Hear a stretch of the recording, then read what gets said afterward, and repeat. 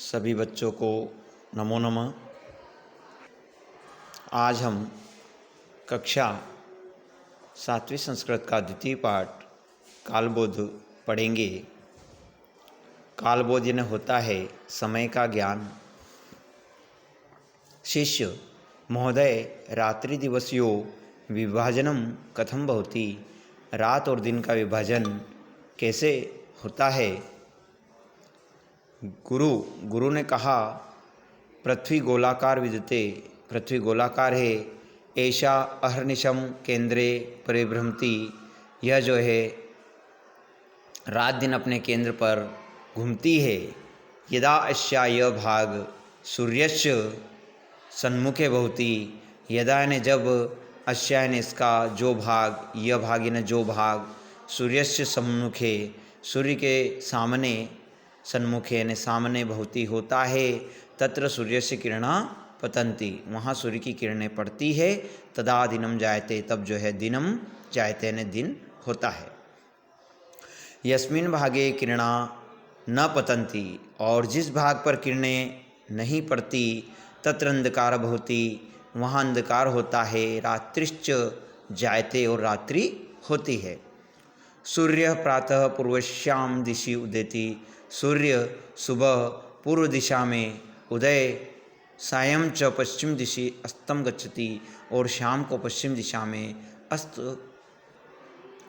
होता है या अस्त के लिए गच्छते ने जाता है।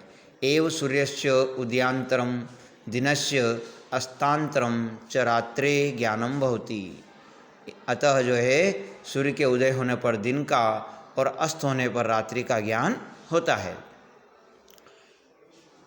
इसके बाद देखेंगे दिशा दिवानिशानुसारम एव, दिन और रात्रि के अनुसार जना विविधा क्रिया संपादिति, लोग विविध क्रियाओं को संपादित करते हैं।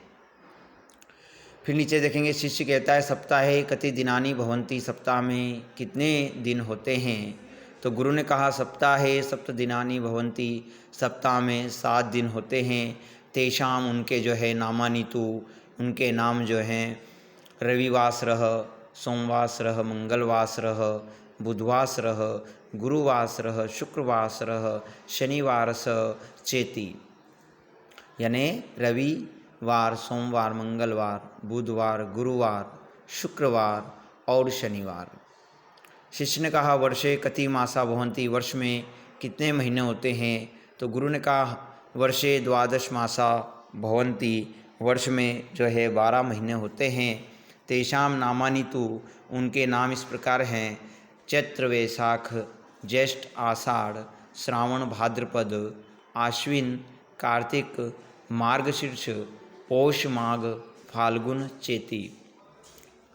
इस प्रकार से गुरु ने कहा कि चैत वैशाख जेठ आषाढ़ श्रावण भाद्रपद आश्विन कार्तिक मार्गशीर्ष यानी अगहन पौष माघ फाल्गुन, इस प्रकार ये 12 महीने होते हैं।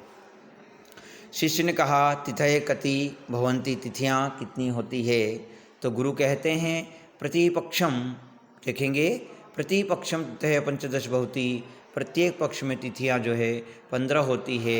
यथा जैसे प्रतिपदा द्वितीया तृतीया चतुर्थी पंचमी षष्ठी सप्तमी अष्टमी नवमी दशमी एकादशी द्वादशी त्रयोदशी चतुर्दशी पूर्णिमा अमावास्या वा, यानी प्रतिपदा यानी एकम, द्वितीया तृतीया चतुर्थी पंचमी षष्ठी सप्तमी अष्टमी नवमी दशमी एकादशी यानी जिसे हम 11 कहते हैं, एकादशी द्वादशी त्रयोदशी चतुर्दशी पूर्णिमा और अमावस, इस प्रकार ये तिथियां होती है। मासे 2 पक्षों बहुत, गुरु क्या कहते हैं इस पैराग्राफ में देखेंगे, महीने में 2 पक्ष होते हैं, शुक्ल पक्ष कृष्ण पक्ष चेती, शुक्ल पक्ष और कृष्ण पक्ष। शुक्ल पक्षे पूर्णिमा कृष्ण पक्षे च अमावस्या भवति, यानी शुक्ल पक्ष में पूर्णिमा और कृष्ण पक्ष में अमावस्या होती है। शुक्ल पक्षे चंद्र क्रमशः वर्धते, शुक्ल पक्ष में चंद्रमा क्रमशः वर्धते यानी बढ़ता है। पूर्णिमायाम च पूर्णताम प्राप्नोति, और पूर्णिमा को पूर्णता प्राप्त करता है। स पंचदश भी कला भी पूर्ण भवती, वह 15 कलाओं से पूर्ण होता है। कृष्ण पक्षे च क्रमशः क्षय प्राप्नोति, और वह जो है कृष्ण पक्ष में क्रमशः यानी निरंतर जो है क्षय प्राप्नोति, यानी धीरे धीरे वो चंद्रमा क्षय यानी घटता जाता है। वो प्रतिदिनम तस्य एका कला क्षीयते, प्रतिदिन जो है उसकी एक कला, चंद्रमा की एक कला समाप्त होती जाती है। अमावस्याम स पूर्ण रूपेण लुप्त भवति, और अमावस्या को वह पूर्ण रूप से लुप्त होता है। फिर नीचे देखेंगे, शिष्य कहता है वर्षे कति ऋतव भवन्ति, वर्ष में कितनी ऋतुएं होती है। तो गुरु कहते हैं चैत्र वैशाख्यो वसंत, यानी चैत्र और वैशाख में वसंत, ज्येष्ठ आषाढ़ियो यानी जेठ और आषाढ़ में ग्रीष्म, श्रावण भाद्रपदयो वर्षा, श्रावण और भाद्रपद में वर्षा, कार्तिक आश्विन कार्तिकयो शरद, और आश्विन तथा कार्तिक में शरद ऋतु होती है।